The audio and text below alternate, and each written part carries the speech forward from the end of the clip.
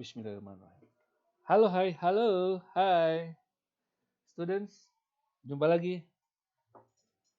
Kali ini saya sengaja untuk membagi materi mengenai geografi, penerbangan, dan faktor-faktor eh, pembentuk perjalanan wisatawan untuk melakukan perjalanan dalam slide ini.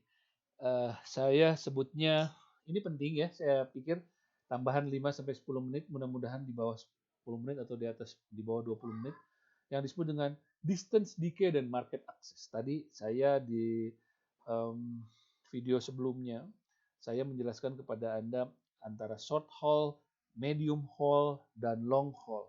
Tetapi saya perlu juga menjelaskan kepada Anda teori mengenai distance decay and market access. Oke, mudah-mudahan bermanfaat dan kita coba.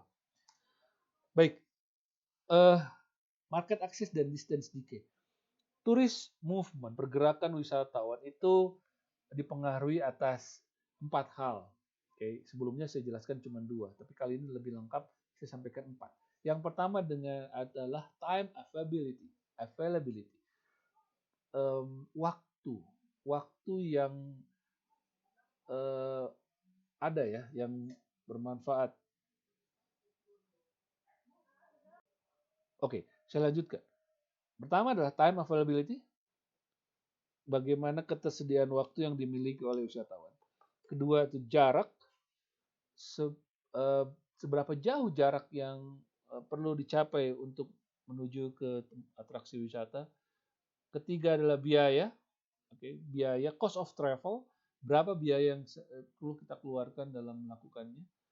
Terakhir adalah effect of competing destination atau attraction. Ada nggak pengaruh kompetisi dari antar destinasi atau atraksi? Ada nggak sesuatu yang diberikan lebih atau sesuatu yang di competitive advantage dari sebuah atraksi atau destinasi? Kita sebutnya nanti ini market access, tapi nanti saya akan bahas. Ada 2 persepsi mengenai travel, economic time of travel, jadi travel time. Jadi orang bicara mengenai waktu sebagai faktor persepsi untuk melakukan jalan-jalan itu ada 2. Yang pertama production cost. Apakah travel time adalah biaya? Apakah Anda mendapatkan uang banyak apabila Anda bekerja? Apakah Anda saving waktu Anda berharga? Atau yang kedua, commodity. Is travel time a resource that has value in its own right? Apakah travel time adalah sebuah sumber daya yang sangat bernilai secara kuat? Jadi dilihat dari faktor ekonomi ke sana ya. Sedangkan tadi saya cerita mengenai distance decay. Apa sih yang dimaksud dengan distance decay? Demand declines with distance. Jadi permintaan akan menurun dengan bertambahnya jarak. Jadi permintaan sekali lagi akan menurun dengan bertambahnya jarak. Saya akan jelaskan banyak nanti di slide ini. Hanya ini sedikit pengertian. Yang kedua, market access. Demand declines with the number of intervening destination offering similar product. Jadi permintaan akan turun dengan banyaknya produk-produk yang ditawarkan, mungkin similar, mungkin berbeda, tapi memiliki nilai yang berbeda sehingga orang memilihnya. Memilih itu. Saya pikir ini harus dijelaskan duluan. Market access duluan.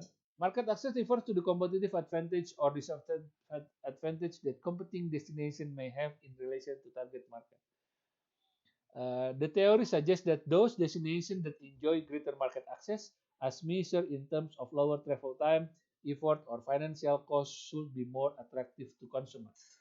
By the way, keseluruhan materi yang saya angkat ini saya modifikasi dan ambil dari profesor saya Bob McCartcher yang sangat luar biasa menjelaskan distance decay dan market access. Sederhananya begini deh. Saya kasih contoh ya, market access itu seperti apa. Anda sering berpergian atau Anda pernah berpergian dari Bandung ke Jakarta melalui tol Cipularang, bukan? Pada saat Anda berpergian, di suatu saat Anda sering berhenti di kilometer 100 misalkan untuk makan, untuk minum, atau istirahat, atau membeli bensin. Dan itu dilakukan reguler, sering Anda lakukan itu. Tetapi suatu waktu Anda berhenti di kilometer 95. Kenapa? Karena ada produk berbeda yang katanya di sana tempat ibadahnya, masjidnya atau gerejanya lebih bagus. Jadi lebih enak, lebih nyaman Anda untuk beribadah. Pada saat Anda masuk Indomaret, penjaga Indomaret atau Alfamart-nya mengucapkan salam dan sangat nyaman Anda dengarkan. Itu memberi sebuah value yang berbeda terhadap Anda tidak dapatkan di kilometer 100, sehingga Anda memutuskan dari situ, dari sejak saat itu, Anda hanya ingin berhenti di kilometer 95 pada saat Anda melakukan perjalanan dari Bandung ke Jakarta. Market akses kilometer 95 lebih kuat kepada Anda daripada orang lain, daripada tempat lain. Sampel yang lanjut adalah TSM dan Dufan. Kenapa Anda memilih TSM? Kenapa Anda memilih Dufan? TSM karena di Bandung ya, kita tidak bisa melihat market access itu berbeda jarak dan waktu, tetapi dia memberikan nilai yang tinggi. Oke. Distance decay seperti apa? Nah, demand for tourism varies inversely with the distance travel or with an increase in time or money cost. Ini dari Bull 1991. Jadi udah lama ya orang-orang geografer menentukan distance decay ini. Sedikitnya, saya secepatnya gini deh. Saya cepat aja deh. Nah ini kayaknya lebih bagus. Ini lebih cepat nih. Oke. Orang berpergian internasional tourism movement, contohnya nih, berpergian 48,88% hanya di negara tetangganya saja. Lalu 10,27% 1000 km share dengan negara yang di atas 1000 km ya. Dan terus turun. Jadi semakin jauh dia akan semakin turun kedatangan orang ke tempat tersebut. Oke. Asumsinya begini, people must travel a minimum distance for that sense of escape when they travel. Jadi orang-orang harus melakukan perjalanan minimum dulu untuk merasakan liburan yang sesungguhnya menurut mereka. Orang-orang akan merasakan secara rasional bahwa yang pertama, kalau kesempatan yang sama bisa didapatkan di rumah, kenapa mesti jauh? Atau kenapa mesti jauh-jauh kalau kita bisa dapetin hal yang sama dekat rumah kita? Atau dari Bandung ke Cimahi lah misalkan. Terus supply increases geometrically with distance. Jadi supply lebih tinggi jika jaraknya lebih dekat. Oke. Mudah-mudahan saya punya yang Indonesia punya. Ini distance decay Hong Kong dan Cina ya. Oke. Hong Kong banyak berpergian ke otomatis yang dekat sudah pasti ya. Dia Hong Kong berangkatnya ke China, ke Macau, ke Shanghai ya. China juga sama. Tetapi ada memang beberapa poin yang beda behaviornya antara Cina dan Hong Kong. Cuman keseluruhan dia seperti tapak kuda yang berulang-ulang. Jadi ada volatility-nya. Ini nih, Algeria seperti ini modelnya. Ada nggak Indonesia? Indonesia yang orange, dia bentuknya seperti itu. Dan Indonesia agak sedikit berbeda pada saat dia berapa ribu kilo. Karena ini pernah dibahas adalah tipe perjalanan umroh. Oke. Yang hijau tua ini apa? Ini Azerbaijan atau Germany. Nah, Germany sedikit berbeda karena dia punya market access yang berbeda dengan tempat lain. Jadi ada beberapa negara yang memiliki lebih kencang perjalanan jauhnya daripada negara yang lain karena dia memiliki motivasi yang berbeda atau yang disebut dengan market access yang beda tadi. Oke. Nah, ini dia. Kalau kita bicara secara benua, island nation seperti apa, Middle East, Europe, rata-rata itu menurun setelah jaraknya berbeda. Yang agak sedikit berbeda ya ini yang paling biru, island nation, dia negara-negara kepulauan, dia di atas 2000 sampai 2999 km karena dia tidak punya land neighbor di sekelilingnya. Jadi harus naik pesawat. Naik pesawat dan dia lebih banyak ke yang 2999 km. Berbeda dengan negara-negara darat yang pasti paling banyak ke negara tetangga. Oke. Jadi intinya sekali lagi gini, distance decay itu akan lebih banyak orang berkunjung ke sebuah tempat yang dekat dengan tempatnya. Itu hukum teori yang sudah tidak bisa didebat lagi kecuali ada faktor-faktor lain yang ditambah oleh market access. Kayak tadi, Indonesia paling banyak dari mana kedatangan wisatawan mancanegara? Dari mana? Dari Malaysia, dari Singapura. Karena dekat. Cuma 1 jam nyampe, 2 jam nyampe. Indonesia paling banyak kemana? Antara Singapura dan Kuala Lumpur. Ya karena dekat. Sabtu Minggu pun mereka selesai dapat. Jakarta paling banyak kemana? Bandung. Bogor udah semakin lebih banyak lagi daripada Bandung. Karena dia cuma bisa 3 jam, 4 jam juga selesai. Kalau ada statistik yang bisa menghitung, saya rasa itu akan lebih banyak daripada ke Bandung. Total ya, in total ya. Karena dia lebih dekat. Oke. Tetapi bisa saja orang lebih banyak ke Bandung di satu momen karena Bandung lebih banyak faktor ada daripada Bogor. Bisa saja kita lebih banyak ke Mekah, Arab Saudi daripada ke Brunei Darussalam karena di sana kita lebih banyak yang ada motivasi lain yang kita ingin dapat. Ada value lain yang ditawarkan oleh Mekah atau di Saudi Arabia dibanding Brunei Darussalam misalkan atau Sri Lanka. Oke, apa impact-nya untuk tourism? Jadi ya tadi saya jelaskan ini sebenarnya Anda kalau bisa baca dan pahami lebih bagus lagi. Jadi bisa memberikan impact bagus. Jadi kalau Anda mau marketing nggak usah jauh-jauh yang dekat-dekat. Kecuali Anda punya kedekatan, anomali antara Australia dan Jepang. Orang Australia dan Jepang suka nih.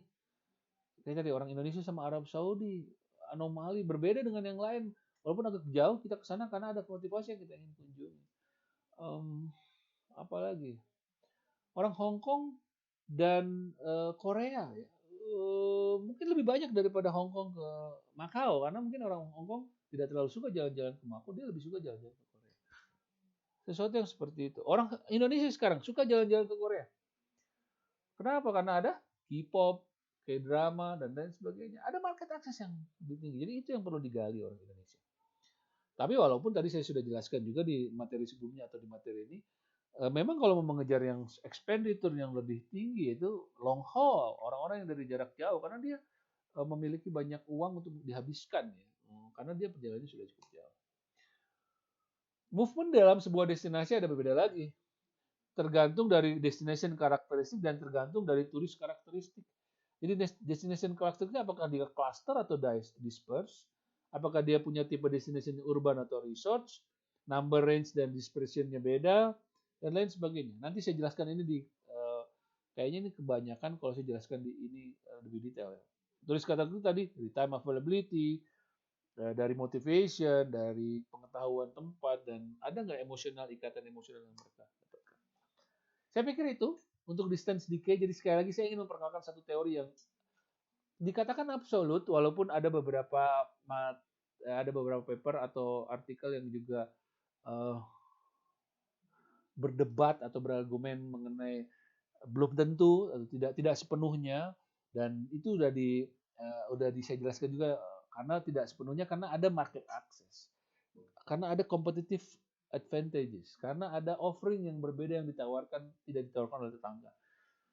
Contoh salah satu yang dekat Timur dekat, tapi kalau kita bicara dari Jawa, dari Bali, apakah ke Timur? Tidak, karena susah market aksesnya. Apa yang mau dilihat di sana? Tapi orang Nusa Tenggara Timur ya banyak juga yang ke Timur. Saya nggak tahu seperti bagaimana. Mungkin orang Timur akan bisa melihat kalau kita lihat statistik yang datang wisatawan mancanegara ke Timur, bisa saja jadi memang orang Indonesia yang paling banyak. Walaupun orang Jawa, orang Bali, orang Pulau Jawa tidak ke sana karena tidak memiliki market access. Sekali lagi distance absolut. Distance itu sesuatu yang memang kita bisa hitung pergerakannya dan masuk dalam teori. Tetapi ada faktor lain yang menambahkan. Salah satunya market access. Oke? Dan itu penting untuk manajemen pemasaran pariwisata untuk memahami betul bagaimana distance bekerja, waktu bekerja, dan market access yang dibuat. Terima kasih, mudah-mudahan bermanfaat. Sampai ketemu lagi di video-video selanjutnya. Sampai jumpa.